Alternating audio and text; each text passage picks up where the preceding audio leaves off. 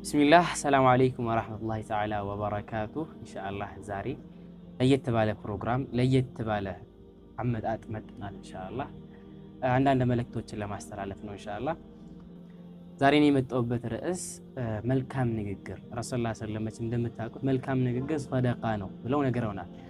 መልካም ንግግር ምን ያህል ኢምፓክት አለው፣ ምን ያህል በህይወታችን ላይ ምን ያህል ተጽዕኖ አለው፣ ምን ያህል እንትን ነው የሚለው ኢንሻአላህ በሰፊው እናወራበታለን። ከላምን ጠይባ በቃ መልካም ንግግር የሚባለው ወላሂ እንደ ጥቅል ስናየው ምንም ማለት ትልልቅ ባለስልጣን አምባገነን የተባሉትንም በመልካም ንግግር ማሸነፍ የሚቻል በቁርአን ላይ በጣም ተጠቅሷል። መልካም ንግግር ላይ እንትን ማለት ያለብን መልካም የሆነችን ንግግር ተናገሯት ነው የሚለው አላህ ተባረከ ወተዓላ። ነቢያችንም መልካም ንግግር ሰደቃ ነው ብለው ትልቅነቱን አንተን ብለውናል። መልካም ንግግር ምን ያክል ጠቃሚ ነው የሚለውና መልካም አለመነጋገር ወይም ደግሞ አነጋገር መበላሸት ምን ያክል መጥፎነቱን ማለት በሁለት ያለውን ልዩነት ዲፈረንሱን ኢንሻአላህ በአንድ ታሪክ እነግራችኋለሁ። ታሪኩ ምን መሰላችሁ? ታሪኩ በአንድ ወቅት ወይም በንጉሳን አገዛዝ ጊዜ የነበረ ታሪክ ነውና አንድ ንጉስ የድሮ ንጉሶች መቼም በጣም ባለስልጣን ናቸው። የሆነ ሰው በቃ እምቢ ካላቸው ይገደል ምናምን ብለው የለም እንትን የሚሉ ናቸው። የለም በጣም የሚያከሩ ነገር ናቸውና አንድ ንጉስ አንድን ህልም ያያል። ህልሙ በጣም አስፈሪ ነውና በጣም ጨንቆት በሌሊት ተነስቶ ህልም የሚፈታለት ሰው ፍለጋ ገባ። ማን ነው የኔ ህልም ሊፈታልኝ የሚችለው? ህልሜ እንደዚህ እንደዚህ እንደዚህ ነው አላ ያን ህልም የሚፈታ ከሀገር እስከ ሀገር ተፈለገ። ህልም ፈቺዎች መጡ፣ ተሰበሰቡ። ከተሰበሰቡት ህልም ፈቺዎች ከሀገሩ ተሰብስበው ከመጡት ህልም ፈቺዎች ሁለቱ ለየት ያሉ ናቸው ተባሉ። አንደኛው ወደ ንጉሱ ክፍል ገባና ንጉሱ ህልሙን መናገር ጀመረ። ህልሜ እንደዚህ እንደዚህ ነው፣ በህልሜ እንደዚህ እንደዚህ እንደዚህ አየሁ። ይህ ማለት ምንድነው? ፍቺው ምንድን እንዴት ነው ሲለው ህልም ፈቺው ትክክለኛው ህልም ነው የፈታለት። በእርግጥ ነገር ግን አፈታቱን ወይም የተናገረበትን መልኩ ልንገራችሁ። ህልሙ መርዶ ነበር። ንጉሱ ይሄማ ትልቅ መርዶ ነው፣ ንጉሱ አይድሎት ምናምን አይነት ነገር የለም፣ ትልቅ አንቱ ላይ ትልቅ በላ መጣባችሁ ምናምን አላቸው። ንጉሱ ፈራ፣ ፊቱ ጨፍገግ አለ። ምንድነው ነገሩ? ተናገር አለው። ንጉሱ ሆይ ያንተ ዘመዶች በሙሉ ያልቃሉ፣ ከዛ አንተም ታልቃለህ፣ ስልጣንህም በሙሉ ታጣለህ። ይህ ህልም የሚያሳየው እንደዚህ እንደዚህ እንደዚህ ከቆየህ በኋላ ሙሉ ዘመዶች ያንተ ዘር በሙሉ ያልቃል፣ ይጨፈጨፋል፣ አንተም ቢሆን እንደዛ ትሞታለህ፣ ስልጣንህንም ታጣለህ ይለዋል። እንዴት ቢደፍረኝ ነው አለ ንጉሱ። እንዴት ቢንቀኝ ነው እንደዚህ የሚናገረው አለ። ወታደሮቹን ጠራና ይህ ሰው ይገደል፣ ግደሉት አላቸው። ያ ህልም ፈቺ ሐቁን ቢናገርም ተገደለ።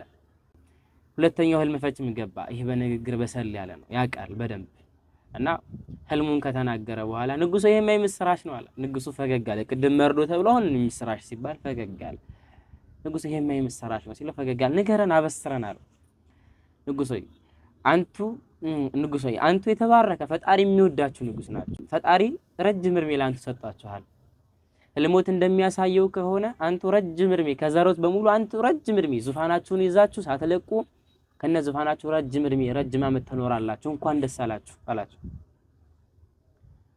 ይህ ማለት ምን ማለት ነው? እዚህኛው ጋር አንድ አይነት ህልም ነው። ያነጋገር ልዩነት ብቻ ነው ያለው። ማለት ረጅም እድሜ ትኖራለህ ማለት ከሌሎች ከቤተሰቦቹ ረጅም እድሜ ይኖራል፣ እሱ ቤተሰቡ ቀድሞ ይሞታል። ያ ህልም ፍቺው ትክክል ነው፣ አንድ ነው ህልሙ የታየው ማለት ነው፣ የሚፈጸም ነገር ነው። እና ያ የተናገረበት ንግግር እንትኑ ይለያየ ነበርና የምስራች ብሎ ፈገግ ብሎ ምናምን ሲነግር ንጉሱ በጣም ተደሰተና ያን ሰው ይገደል ብሎ ፈረደበት። ይሄን ሰውዬ ደግሞ ይሄማ እውነቱን ነው አለ።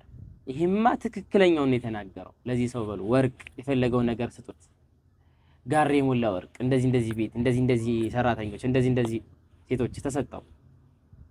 በምን ብቻ?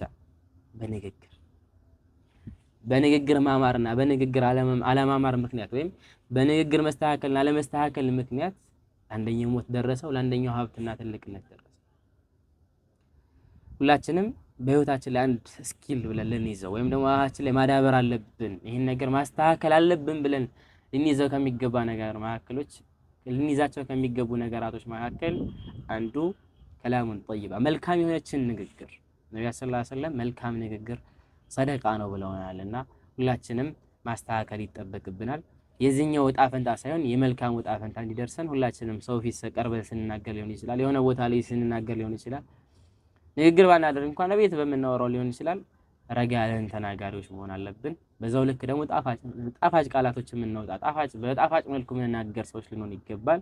ይህ መልእክቴ ነው ዛሬው ኢንሻአላህ። በቀጣይ ቪዲዮዎች እንገናኛለን ብዬ ተስፋ አደርጋለሁ። እኔም ባለሁበት እናንተም ባላችሁበት የአላህ ሰላም እዝነት ረድኤት በሁላችንም ላይ ይስፈን እላለሁ። ሰላም አለይኩም ወራህመቱላሂ ተዓላ ወበረካቱ።